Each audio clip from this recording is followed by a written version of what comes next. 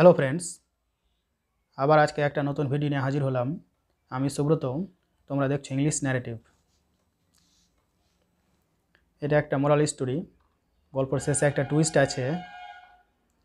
তো ভিডিওটা স্কিপ না করে শুরু থেকে শেষ পর্যন্ত দেখো। তো শুরু করা যাক।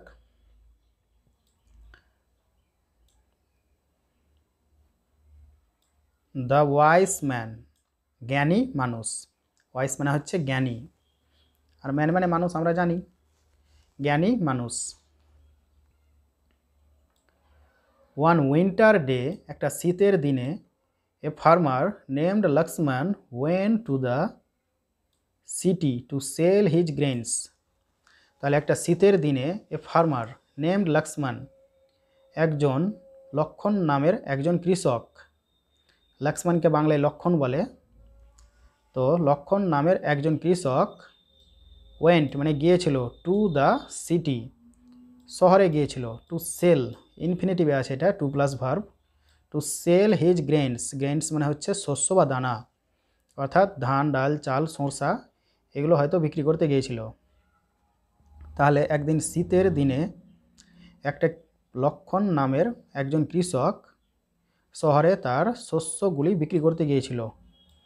আফটার সেলিং হিজ গ্রেনস, তার শস্যগুলি বিক্রি করার পর, he placed all earnings safely in a bag, সে রাখলো, প্লেস মানে হচ্ছে রাখা বা স্থানান্তরিত করা, সে রাখলো হিজ আর্নিংস তার উপার্জন, আর্নিং মানে হচ্ছে উপার্জন, সেফলি মানে নিরাপদে, ইন এ ব্যাগ মানে একটি ব্যাগের মধ্যে।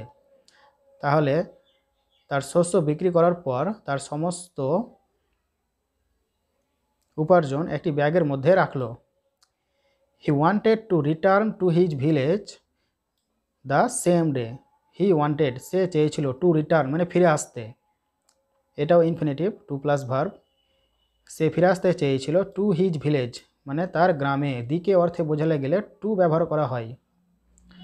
তাহলে সে তার গ্রামে ফিরে আসতে চেয়েছিল, দ্য সেম ডে সেই দিন, অর্থাৎ সেই একই দিনে কিন্তু গ্রামে ফিরে আসতে চেয়েছিল, যেদিন সে শস্য বিক্রি করতে গিয়েছিল সেই দিনই গ্রামে ফিরে আসতে চেয়েছিল। But the sun had set in, কিন্তু সূর্য অস্ত হয়ে গিয়েছিল বা ডুবে গিয়েছিল। It was not advisable to travel in the night,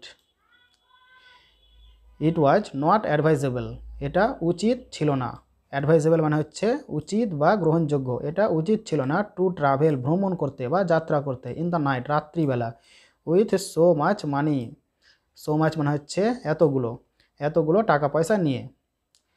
তো কি বলছে, but the sun had set in, কিন্তু সূর্য ডুবে গিয়েছিল এবং এটা উচিত ছিল না এতগুলো টাকা পয়সা নিয়ে রাত্রিবেলা ভ্রমণ করতে। So Lakshman decided to stay in the city's inn, তাই লক্ষণ সিদ্ধান্ত নিল শহরের সরাইখানায় থাকতে। ইন মানে হচ্ছে সরাইখানা, হোটেলের মতো বা ধাবা বিশেষ যেখানে রাত্রি কাটানো যায়। তো সো লক্ষ্মণ তাই লক্ষণ ডিসাইডেড সিদ্ধান্ত নিল, টু স্টে মানে থাকতে, এটাও ইনফিনিটিভ টু প্লাস ভার্ব, সিদ্ধান্ত নিল থাকতে, ইন দ্য সিটিস ইন শহরের সরাইখানায়, তাই লক্ষণ শহরটির একটি সরাইখানায় থাকার সিদ্ধান্ত নিল। When Lakshman went to spend the night in the inn, তো হোয়েন মানে যখন, এটা একটা ক্লজের বাক্য, অ্যাডভার্বিয়াল ক্লজ। তো হোয়েন লক্ষ্মণ ওয়েন্ট যখন লক্ষণ গিয়েছিল, টু স্পেন্ড কাটাতে, কি কাটাতে, দ্য নাইট রাত্রি কাটাতে, ইন দ্য ইন, তো যখন লক্ষণ সরাইখানায় রাত কাটাতে গিয়েছিল, হি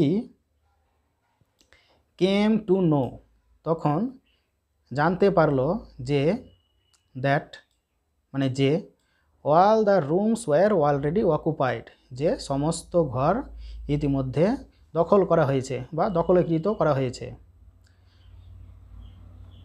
তো একসঙ্গে মিনিংটা কী দাঁড়াচ্ছে, when Lakshman went to spend the night in the inn, যখন লক্ষণ সরাইখানায় রাত্রি কাটাতে গিয়েছিল, তখন সে জানতে পারলো যে সমস্ত কক্ষ ফিল আপ করা হয়েছে বা সমস্ত কক্ষ দখলাকৃত করা হয়েছে। অর্থাৎ আরও অন্যান্য যাত্রী সেখানে গিয়েছে এবং ঘরগুলো দখল করে নিয়েছে। The innkeeper was a kind man, সরাইখানার মালিক ছিল দয়ালু। ইনকিপার মানে হচ্ছে সরাইখানার মালিক। সরাইখানার মালিক কিন্তু দয়ালু ছিল। He asked Lakshman to share his room for the night. He asked তিনি বললেন লক্ষণকে, টু শেয়ার মানে শেয়ার করতে বললেন বা ভাগাভাগি করে নিতে বললেন, হিজ রুম তার ঘর, ফর দ্য নাইট রাত্রিটির জন্য। অর্থাৎ তিনি লক্ষণকে বললেন তার ঘর লক্ষণের সঙ্গে ভাগাভাগি করে নিতে।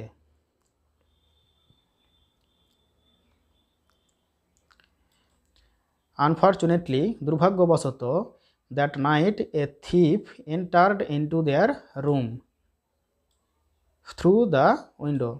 দুর্ভাগ্যবশত দ্যাট নাইট মানে সেই রাত্রে, এ থিপ একটা চোর, এন্টার মানে প্রবেশ করেছিল, ইনটু দেয়ার রুম তাদের কক্ষে, থ্রু দ্য উইন্ডো জানালার মধ্য দিয়ে। তাহলে দুর্ভাগ্যজনবশত সেই দিন বা সেই রাত্রে একটা চোর জানালার মধ্য দিয়ে তাদের কক্ষে প্রবেশ করেছিল। The thief took away all the money and other ভ্যালুয়েবলস kept in the room. The thief took away all the money, the thief মানে চোর, টুক অ্যাওয়ে মানে নিয়ে চলে গিয়েছিল। টুক অ্যাওয়ে হচ্ছে একটা ফেজাল ভার্ব, এর মানে হচ্ছে নিয়ে চলে যাওয়া। তো চোরটি নিয়ে চলে গিয়েছিল অল দ্য মানি সমস্ত টাকা পয়সা, অ্যান্ড এবং আদার ভ্যালুয়েবলস এবং অন্যান্য জিনিসপত্র, কেপ্ট ইন দ্য রুম যেই জিনিসপত্রগুলো ঘরে রাখা হয়েছিল বা যেই জিনিসপত্রগুলি ঘরে রাখা ছিল। এটা একটা অ্যাডজেক্টিভ ফ্রেজ। তাহলে চোরটি সমস্ত মূল্যবান জিনিস এবং টাকা নিয়ে চলে গিয়েছিল। সাডেনলি হঠাৎ, দ্য ইনকিপার woke up হঠাৎ করে সরাইখানার মালিক জেগে উঠল, and tried to racist him from stealing the money এবং তাকে চুরি করা থেকে বাধা দিল বা বাধা দেওয়ার চেষ্টা করলো। ট্রাইড মানে চেষ্টা করলো, টু রেসিস্ট মানে বাধা দিতে বা আটকাতে, রেসিস্ট মানে বাধা দেওয়া বা আটকানো, চেষ্টা করলো বাধা দিতে, হিম তাকে, ফ্রম মানে থেকে, স্টিলিং মানে চুরি করা থেকে, অর্থাৎ চুরি করা থেকে চোরটিকে বাধা দেওয়ার চেষ্টা করলো। The angry thief stabbed the innkeeper to his death. The angry thief, angry মানে হচ্ছে রাগী বা রাগান্বিত বা ক্রুদ্ধ। রাগী চোর, স্ট্যাব মানে ছোড়াঘাত করলো, স্ট্যাব মানে হচ্ছে ছুরি দিয়ে আঘাত করা বা ছোড়াঘাত করা, ছোড়াঘাত করলো ইনকিপারকে অর্থাৎ সরাইখানার মালিককে ছুরি দিয়ে আঘাত করলো, টু হিজ ডেথ এবং মৃত্যুর দিকে ঠেলে দিল। অর্থাৎ সরাইখানার মালিকটিকে চোরটি ছুরি দিয়ে হত্যা করলো। And jumped out of the window with wall the money এবং লাফিয়ে চলে গেল জানালার মধ্য দিয়ে এবং বা জানালা দিয়ে চলে গেল, উইথ ওয়াল দ্য মানি সমস্ত টাকা পয়সা নিয়ে, অর্থাৎ সমস্ত টাকা পয়সা নিয়ে জানালা দিয়ে চলে গেল। মিন হোয়াইল কিছুক্ষণ পরে, পিপুল গ্যাদার দেয়ার মানুষজন বা লোকজন সেখানে জমা হলো। হেয়ারিং দ্য কমোশন হট্টগোল শুনে বা গণ্ডগোল শুনে, অর্থাৎ কিছুক্ষণ পরে লোকজন বলতে সেই লোকজনগুলি যেই লোকগুলো আগে থেকেই সরাইখানায় উপস্থিত ছিল, সেই লোকগুলো হঠাৎ করে গণ্ডগোল শুনে জেগে গেল। অ্যান্ড কোয়াট লক্ষ্মণ এবং লক্ষণকে ধরে নিল। তাহলে চুরি করলো থার্ড পারসন একটা চোর আর ধরলো লক্ষণকে। হি ওয়াজ মিসআন্ডারস্টুড অ্যাজ থিপ, হি ওয়াজ মিসআন্ডারস্টুড তাকে ভুল বোঝা হয়েছিল বা ভুল বোঝানো হয়েছিল, অ্যাজ থিপ থিপ বলে বা চোর বলে, তাকে চোর বলে ভুল বোঝা হয়েছিল। এটা কিন্তু একটা passive sentence, subject plus auxiliary verb plus V3। এই যে দেখছো সরাইখানার মালিক আর এটা হচ্ছে লক্ষণ, এই যে ধরে নিয়ে যাচ্ছে লক্ষণকে। কি বলছে দেখি।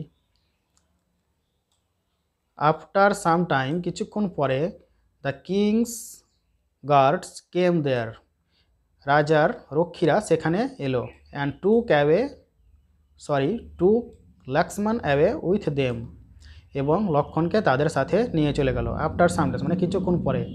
দ্য কিংস গার্ড রাজার রক্ষী, কেম মানে এলো, দেয়ার মানে সেখানে, সেখানে এলো। And took Lakshman away with, এবং লক্ষণকে নিয়ে চলে গেল উইথ দেম তাদের সাথে।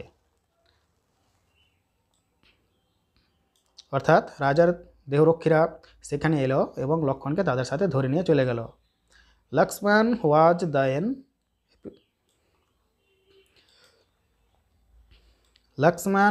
দেন প্লেসড ইন দ্য জেল, লক্ষণকে তারপর একটা জেলে রাখা হলো। Lakshman was then placed in the jail, লক্ষণকে তারপর একটা জেলে রাখা হলো। এরা কিন্তু একটা প্যাসিভের sentence, subject plus auxiliary verb plus V3।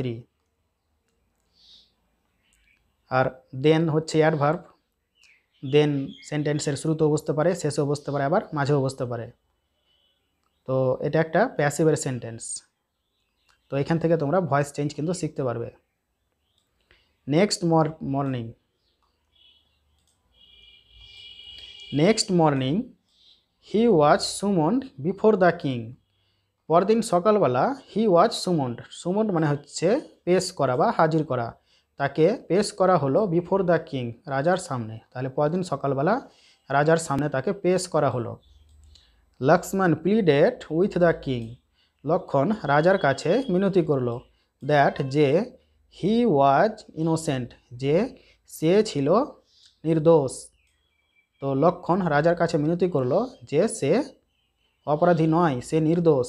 But it fell on the deaf ear, কিন্তু এটা পড়ল একটা বধির কানে, অর্থাৎ এটা বধির কানে গিয়ে পড়ল। অর্থাৎ লক্ষণের কথা কিন্তু রাজা একটাও শুনেনি, লক্ষণের কথাই রাজা কর্ণপাত করেনি, সে বধিরের মতো থেকেছে। তাই জন্য এখানে বলা হয়েছে কি লক্ষণ যা মিনতি করল সেগুলি একটি বধির কানে পৌঁছালো। অর্থাৎ রাজা একটাও কথা কর্ণপাত করেনি লক্ষণের। Next, the king ordered his guards to hang him to death on the charge of murder and theft. তো দ্য কিং ওয়ার্ডার্ড মানে আদেশ দিল, past infinite tense, his guards তার দেহরক্ষীদের, to hang him to death অর্থাৎ ফাঁসিতে ঝোলার আদেশ দিল, on the charge of murder and theft চুরি এবং হত্যার অভিযোগে। চার্জ মানে হচ্ছে অভিযোগ। অর্থাৎ রাজা তার দেহরক্ষীদের অর্ডার দিল লক্ষণকে ফাঁসিতে ঝোলাবার জন্য। কিসের জন্য? হত্যা এবং চুরির অভিযোগে। সিন্স যেহেতু it was a custom to ask for the last wish before awarding the death punishment, যেহেতু ইট ওয়াজ এ কাস্টম যেহেতু একটা রীতি ছিল, ইটের মানে এখানে হবে না, কারণ এই সেন্টেন্সটিতে সাবজেক্ট নেই, তাই ইটকে সাবজেক্ট হিসেবে আনা হয়েছে। ইট ওয়াজ এ কাস্টম এটা একটা রীতি ছিল বা একটা রীতি ছিল, টু আস্ক জিজ্ঞাসা করতে, ইনফিনিটিভে আছে, to plus verb, for the last wish before awarding the death punishment. Death punishment মানে হচ্ছে মৃত্যুদণ্ড, ডেথ মানে মৃত্যু আর পানিশমেন্ট মানে হচ্ছে দণ্ড। তো যেহেতু একটা রীতি ছিল বা প্রথা ছিল, কাস্টম মানে রীতি বা প্রথা, টু আস্ক জিজ্ঞাসা করতে, শেষ ইচ্ছা, before awarding the death punishment মৃত্যুদণ্ড দেওয়ার পূর্বে শেষ ইচ্ছা চাওয়ার একটা রীতি ছিল। সেহেতু the king asked Lakshman to speak out his last wish, সেহেতু রাজা লক্ষণকে জিজ্ঞাসা করল তার শেষ ইচ্ছা ব্যক্ত করার জন্য। তো যেহেতু একটা রীতি ছিল কি মৃত্যুদণ্ড দেওয়ার আগে একটা শেষ ইচ্ছা চাওয়ার, সেহেতু রাজা লক্ষণকে তার শেষ ইচ্ছা ব্যক্ত করার জন্য জিজ্ঞাসা করল। লক্ষ্মণ ওয়াজ এ ওয়াইস ম্যান, লক্ষ্মণ ছিল একজন জ্ঞানী মানুষ। হি নিউ দ্যাট সে জানতো যে only time could prove his innocence তো কেবল সময় তার নির্দোষ প্রমাণ করতে পারতো। তো লক্ষণ কিন্তু জ্ঞানী মানুষ ছিল, সে কিন্তু জানতো কি কেবলমাত্র সময়ই আমাকে বাঁচাতে পারে, কারণ তাকে তো মোটেই সময় দেওয়া হয়নি, তার তো কথাই শোনা হয়নি, তাকে সঙ্গে সঙ্গে তো জেলে প্রবেশ করিয়ে দেওয়া হলো। সো হি সেইড, তাই সে বলল, I wish to take my last bath under the monsoon shower. তাই সে বলল, আই উইশ, আমি চাই বা আমি ইচ্ছা প্রকাশ করি, to take my last bath, আমার শেষ স্নান বা আমার লাস্ট স্নান করতে চাই, আন্ডার দ্য মনসুন শাওয়ার, বর্ষার ঝর্ণার নিচে। অর্থাৎ সে কিন্তু চালাকি করে একটা সময় চেয়ে নিচ্ছে। কি বলছে, আমি শেষবারের মতো আমি বর্ষার ঝর্ণায় স্নান করতে চাই।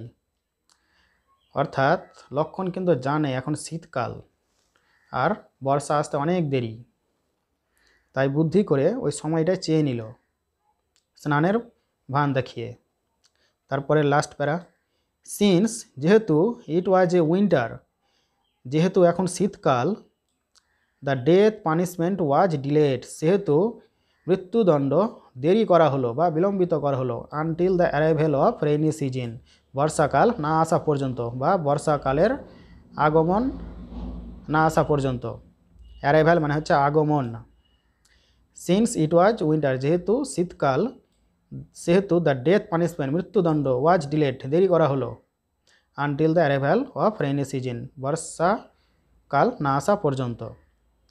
ডিলেড মানে হচ্ছে দেরি করা। তো এটাও কিন্তু একটা প্যাসিভ সেন্টেন্স। মিন হোয়াইল, কিছুক্ষণ পর, the guards caught the real culprit, কিছুক্ষণ পর রক্ষীরা আসল অপরাধীকে ধরে ফেলল। কালপ্রিট মানে হচ্ছে অপরাধী। দ্য কিং রিয়ালাইজড, রাজা বুঝতে পারলো, রিয়ালাইজ মানে বুঝতে পারা, হিজ মিস্টেক, তার ভুল, তো রাজা তার ভুল বুঝতে পারলো। And asked his guards to release Lakshman, এবং তার গার্ডদের বলল লক্ষণকে মুক্তি দেওয়ার জন্য বা রিলিজ করতে। তাহলে রাজা তার ভুল বুঝতে পারলো এবং গার্ডদের অর্ডার দিল লক্ষণকে ছেড়ে দেওয়ার জন্য। হি অ্যাপোলাইজ টু লক্ষ্মণ, তিনি লক্ষণের কাছে ক্ষমা চাইলেন বা ক্ষমা প্রার্থনা করলেন। হি অ্যাপোলাইজ মানে হচ্ছে ক্ষমা প্রার্থনা করা বা ক্ষমা চাওয়া।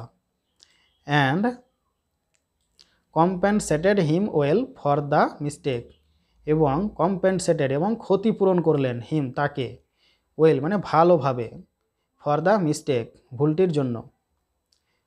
তাহলে কি বলল, রাজা লক্ষণের কাছে ক্ষমা প্রার্থনা করল এবং তাকে তার ভুলের জন্য ক্ষতিপূরণ দেওয়া হলো। মোরাল কি বলছে, intelligence saves us in adversity, বুদ্ধিমত্তা আমাদের প্রতিকূলতায় রক্ষা করে। বুদ্ধিমত্তা, ঘাবড়ে গেলে হবে না। ইন্টেলিজেন্স মানে হচ্ছে বুদ্ধিমত্তা, সেভস মানে রক্ষা করে, আস মানে আমাদের, ইন অ্যাডভার্সিটি মানে প্রতিকূলতায় বা দুর্দশায়। তাহলে প্রতিকূলতায় বুদ্ধিমত্তাই আমাদের রক্ষা করে। অর্থাৎ যে কোনো বিপদে কিন্তু ঘাবড়ে গেলে হবে না, বুদ্ধির দ্বারা নিজেকে বাঁচাতে হবে। এই হচ্ছে একটা মোরাল স্টোরি। এখান থেকে তোমরা অনেক ভোকাবুলারি এবং গ্রামার শিখতে পেরেছো। আশা করি ভিডিওটা তোমাদের ভালো লাগলো। যদি ভিডিওটা ভালো লাগে তাহলে অবশ্যই কমেন্ট করবে এবং বন্ধুদের সাথে শেয়ার করবে এবং তার সাথে আমার চ্যানেল সাবস্ক্রাইব করে নেবে। তো আজকের মতো বিদায়।